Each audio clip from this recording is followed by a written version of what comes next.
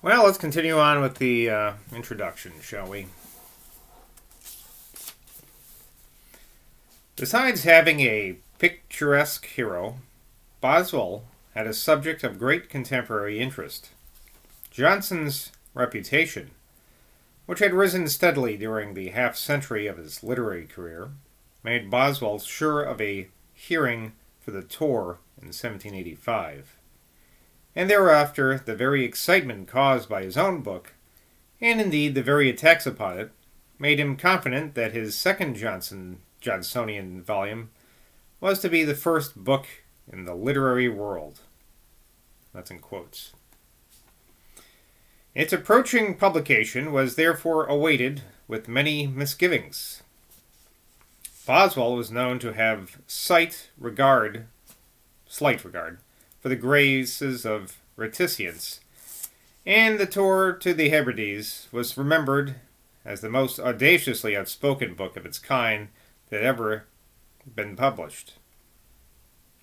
Readers fastened at once on the new volume to discover not only what was said of Samuel Johnson, but what was said of themselves. There was evidence of all sides of a state of nerves.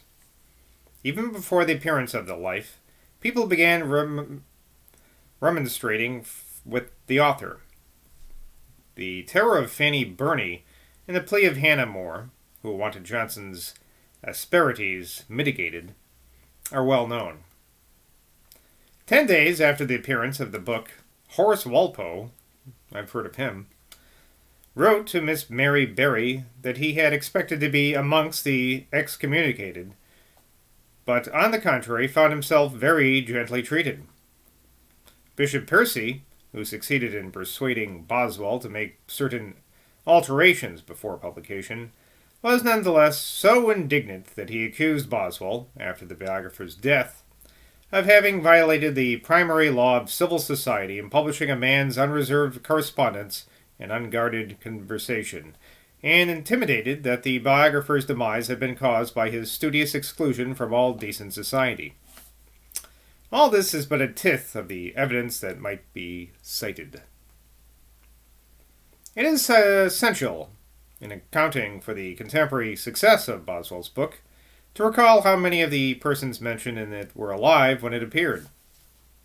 Intimate friends of Johnson, Reynolds, Burke, Bennett Langdon, Dr. Burney, Mrs. Piozzi, Miss Carter, Mrs. Lennox, acquaintances like George Stevens, the Shakespearean scholar, Charles Dilly the publisher, and even the king himself might read in these pages the authentic revelations of what they had said and done many years before.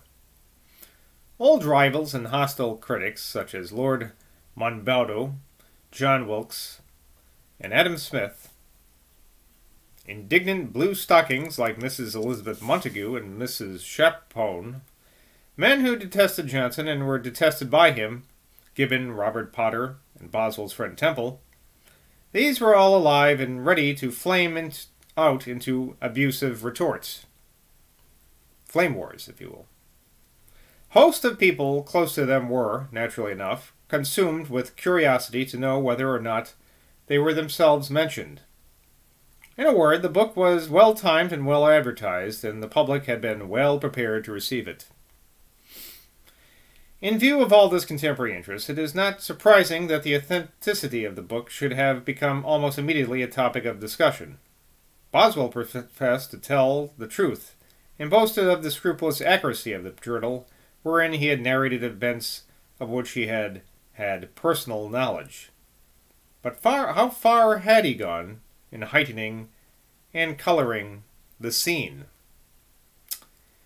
In a large general fashion, the truthfulness of Boswell's portrait may be tested by a comparison of it with the other presentations in biographies, reminiscences, and diaries.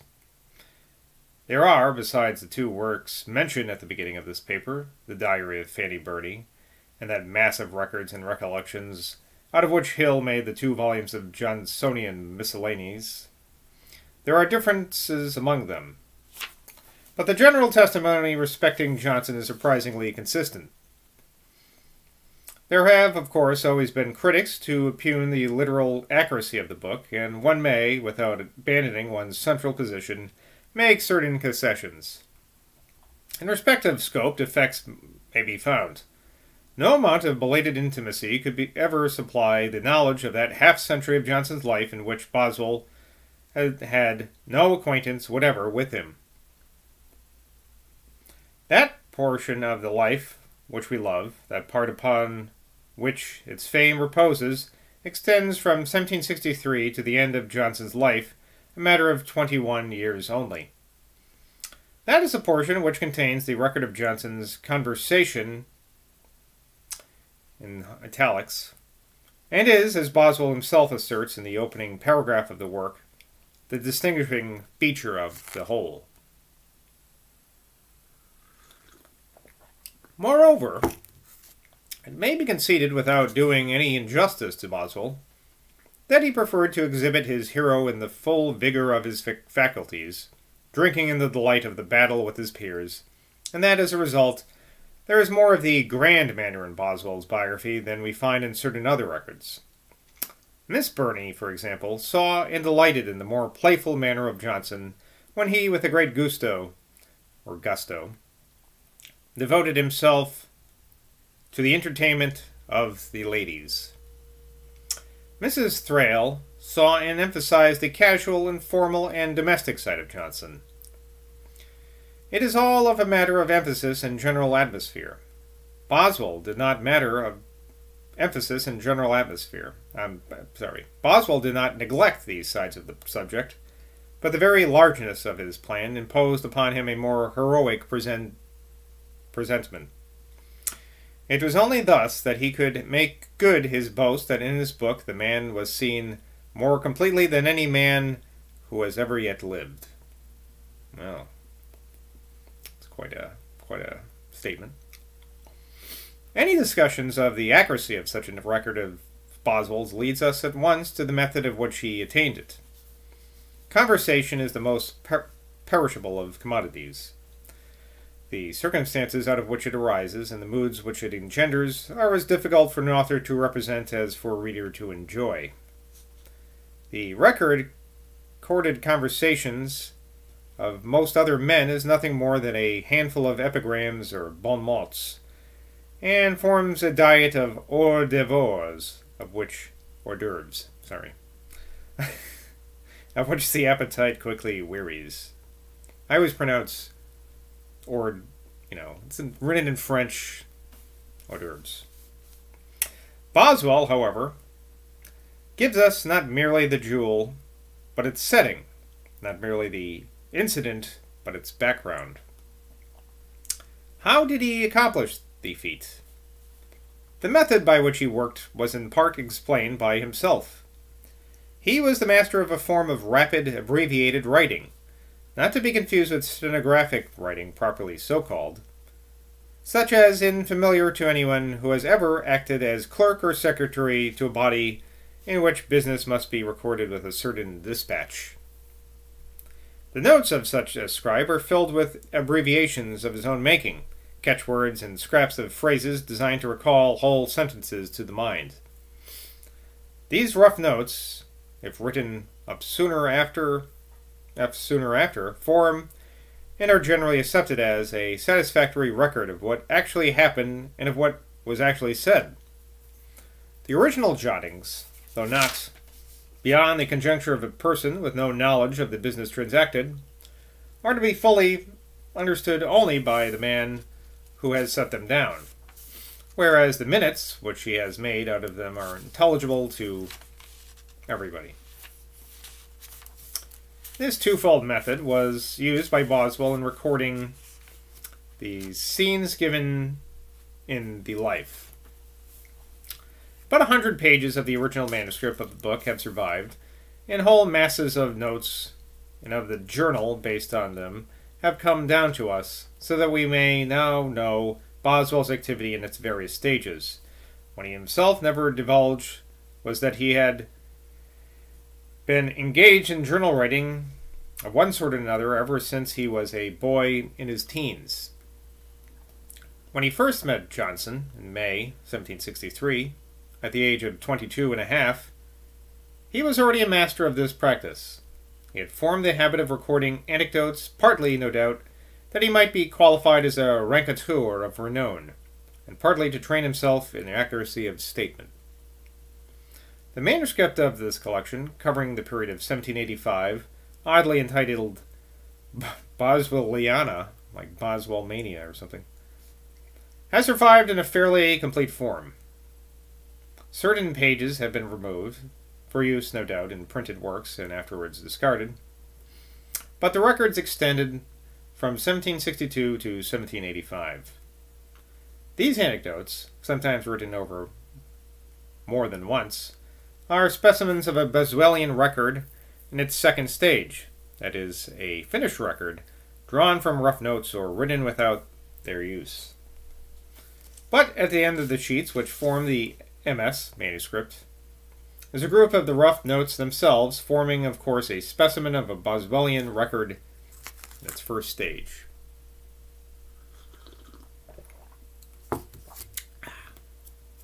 Similar to these are quantities of jottings preserved among the Boswell papers. A large and connected group of them form a diary of the youthful Boswell's trip through Italy in 1765. Other notes are found on scraps of paper and the blank leaves of pocket notebooks, backs of letters, and the like. Sometimes the journal tapers off into mere notes.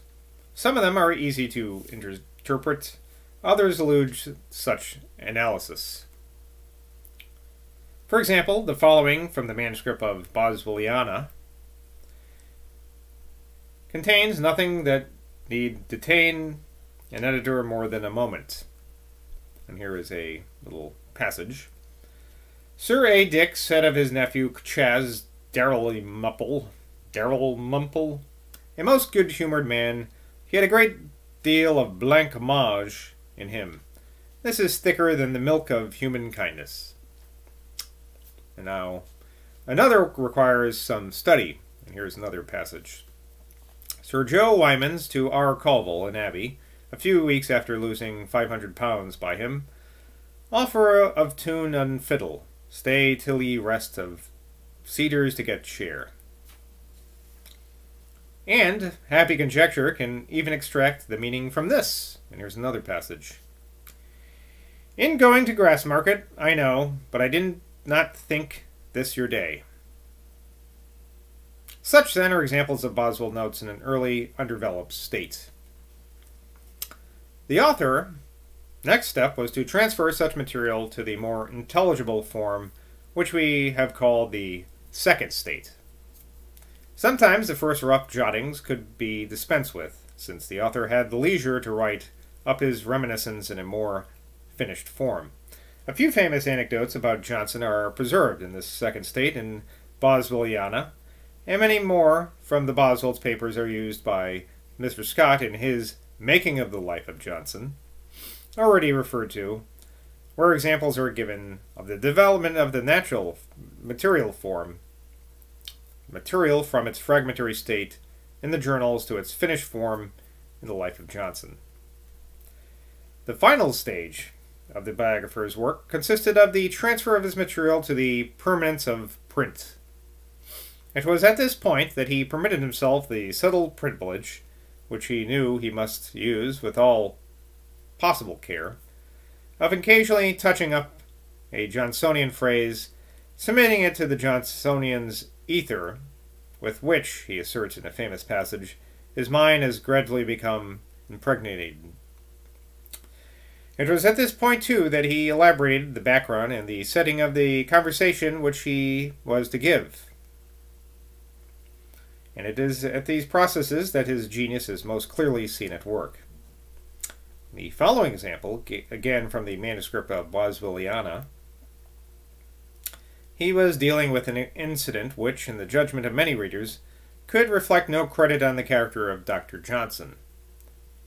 Rogers, in editing Boswelliana, suppressed it as indecent. Yet it is vivid not only in its unusual circumstances, but in the realistic glimpse into the river life of the mid-18th century. This is the anecdote set down in Boswelliana. Mr. Samuel Johnson was one day upon the Thames when the fashion of people on the river trying who should give each other the worst language prevailed.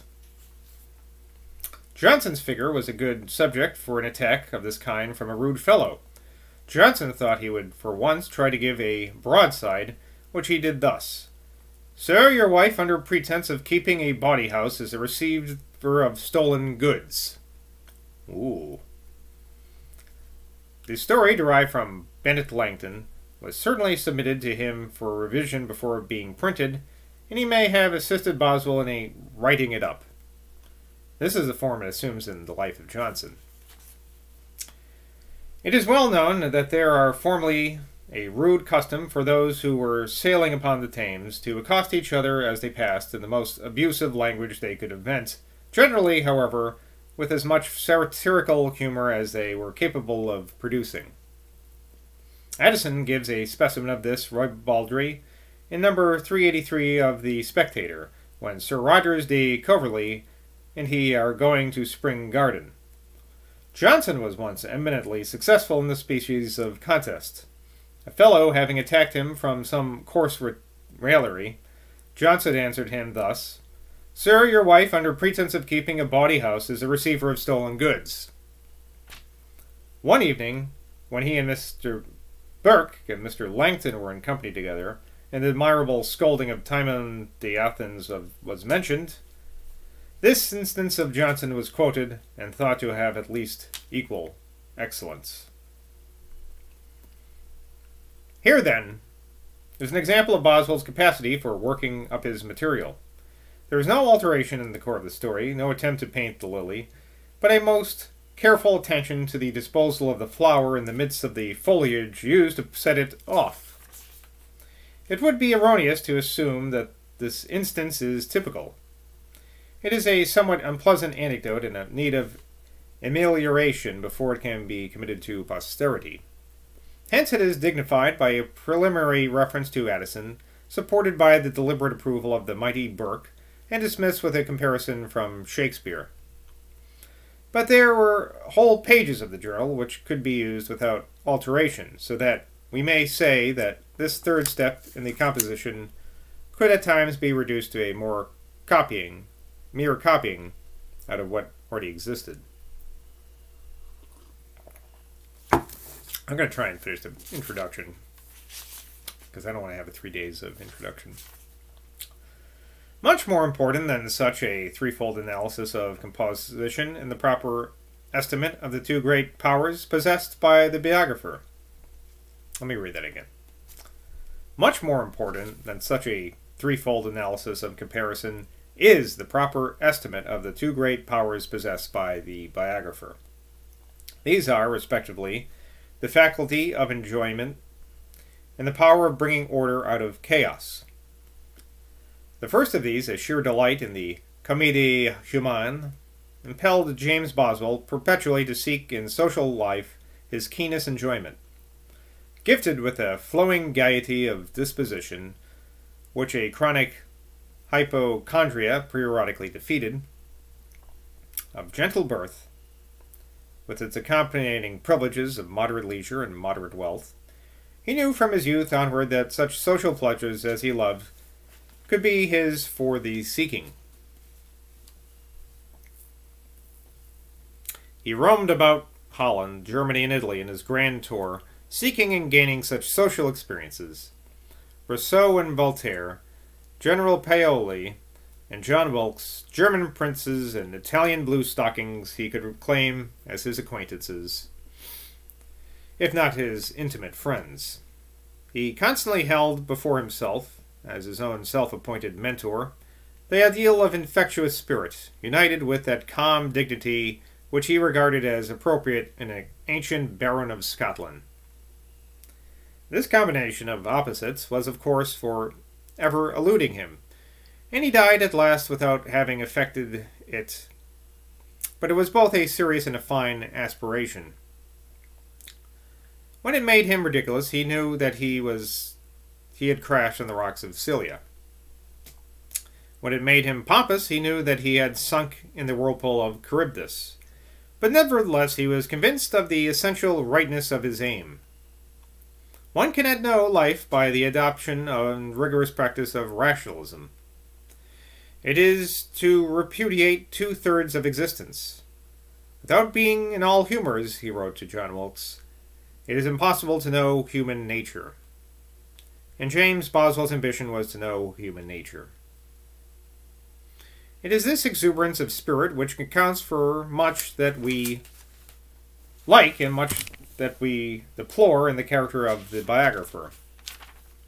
Here, in the explanation of his recurrent lapses from decency, his hungry search for pleasure of the fleshy sort, his resulting animalism, and his tiresome vows of sobriety, and hence also his ridiculousness, his amusing counsel addressed to James Boswell, the erring B. Retuneu, B. Lord Mashel, B. Addison, and even B. Rock of Gibraltar. Perhaps we should say that the sheer variety of life was responsible in some measure for the destruction of that pleasure-loving soul. But he did not leave the crowded scene without having bequeathed to posterity an account of the delights he had known and the truths he had illustrated. That Boswell should have carried and spoiled through the 3 decades of social activity, mixed with perpetual dissipation, his splendid endowment is the real miracle of his literary career. He knew that his greatest labor, the task that he often despaired of being able to conclude, was not to bring the order characteristic of a work of art out of the chaos of materials he had at hand. Some realization of the tremendous mass of documents in which he had submerged himself may be had from a casual examination of the Boswell papers. But only such critics as derive from that examination a notion of the whole extent of the original deposit can understand the magnitude of the undertaking. To this must be added the restless struggle towards completeness which went on, as we know from Miss Burney, up to the eve of publication, and, for that matter, after the appearance of the 2 famous quarto volumes. Okay, almost done. The proof of Boswell's great power in ordering his materials is in the readability of his book. It is a long and complicated narrative that he has set forth, nothing less indeed than a view of literature and literary men in Great Britain from near half a century. A quotation on the title page from the Satires of Horace indicated his ambition to represent the reader with omnis vita sinus, to pursue such a name and yet remain readable. To record, with legal precision and fullness, all the facts which he had been able to gather, and yet hold the reader's attention. To include material almost unreadable, such as the case of the Scottish schoolmaster and the variant readings from the lives of the poets, and yet leave the appetite unsated. This was a daring task which he had set himself, and which, with labors indescribable, he discharged. He had the assistance of Edmund Malone, the first great friend and admirer, as he later was the first editor, of the Life. But though he gave counsel at every point, particularly in the final stages of revision, his works is not to be overestimated. It would be an error to consider him as the co-author with Boswell. It is Boswell's book. It was an enthusiastic listener that Malone proved most useful. He cheered the drooping spirits of the biographer and endured him with the courage to proceed. His conversation, wrote Boswell in November of 1787, never fails to console and cheer me. He encourages me to go on with Johnson's Life. One morning we revised a part of it, which he thought well of, and dispelled my vaporish diffidence. And in October of the next year, breakfasted with Malone and read to him some of the Life, which I had later done. He animated me by commending it. Holman continued, I do not know that anyone has pointed out that Malone provided Boswell with the aim and comfort in the great book task that is commonly supplied by a wife. Mrs. Boswell was dying, and her husband's melancholia was becoming chronic. He was now a drunkard, and, what was, if possible, worse, he was losing confidence in himself. He had risked all in order to practice at the English bar, and the experiment had failed. His Scottish origin and his dispositions made the failure inevitable. It was when he was most in need of health that Malone supplied it. His Irish friend must have had, from the beginning, a conviction of the greatness of Boswell's opportunity. And when Boswell fell to lamenting his failure to get into Parliament and to be a great man, capital G, capital M, delivering orations and influencing cabinets, Malone patiently drew him back to his biographical work. Without Malone, we should never have had the life. The publication of the book on the 16th of May, 1791, marked the anniversary of Boswell's first meeting with Samuel Johnson 28 years before. Its reception by the public was, at the author's experience with the tour of the Hebrides, might have led him to expect. It was read with avidity by all, was eulogized by many, and bitterly attacked by others. Boswell did not escape the charge of treachery to the memory of his illustrious friend. Again, the press teemed with satire, with poetical addresses to the biographer, and with caricatures of himself and Johnson. But these only spread the fame of the book, and in 1793, Boswell published a quarto pamphlet of additions and corrections, and in the same year, a second edition of the Life in 3 octavo volumes. When Boswell died in May 1795, work upon a third edition had already begun, a labor that was completed in 1799 by Malone, who remained the editor of the work as long as he lived. With the dawn of the 19th century, and with the gradual decay of old prejudices, it became evident that Boswell had published much more than a parcel of literary gossip. He had indeed preserved his friend and his habit as he lived, without suppressions and without that mitigation which the taste of the age demanded. Johnson's reputation as a heroic soul rose serenely over the record of his peculiarities and his listlessness. Indeed, his reputation was enlarged and authenticated by the utter truthfulness of the portrait. His is a living influence even today, and that result was made possible by James Boswell. Boswell himself had had to wait longer for a just estimate of his genius. For a century he was laughed at as a fool and a busybody, and it was freely asserted that the success which he had attained was the accidental result of the defects of character. The notion that Boswell was a great author became, because he was a great fool, is equivalent to announcing that figs may be plucked from thistles. It would seem inevitable that readers should come to admit that if Boswell's book is a work of genius, it can proceed only from a still larger genius residing in the breasts of the author, no matter how much folly and self-conceit exists together with it. So Professor Rayleigh contended long ago, and so Messrs. Scott, Stauffer, Pott, and Bennett in our own day. Those who dislike the biographer may reflect on the irony of his fate. He has been hoist with his own petard. Hoo-hoo! His revelation of himself in diaries, letters, and reminiscences is now seen to be more amazing than his revelation of Johnson. Oh, should I just be reading those then? As a stark expose of what goes on in the human mind, Boswell has equaled Pepys. Oh, I was thinking about reading the diaries of Pepys, but it wasn't. Frankly, it didn't look boring and long enough. The publication of the Hyde papers has revised the old attacks upon him. For Johnson and Boswell have, in truth, one conspicuous trait in common: to create violent emotions in the reader.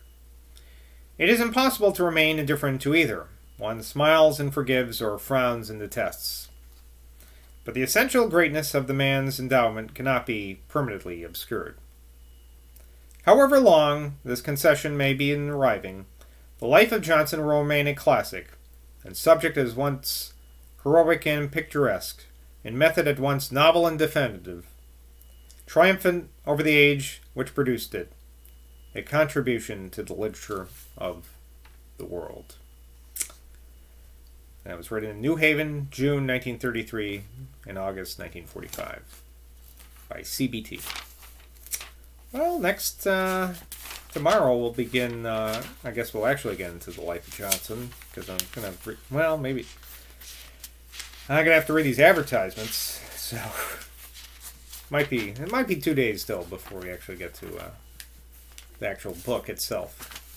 But until next time, bye from Boswell.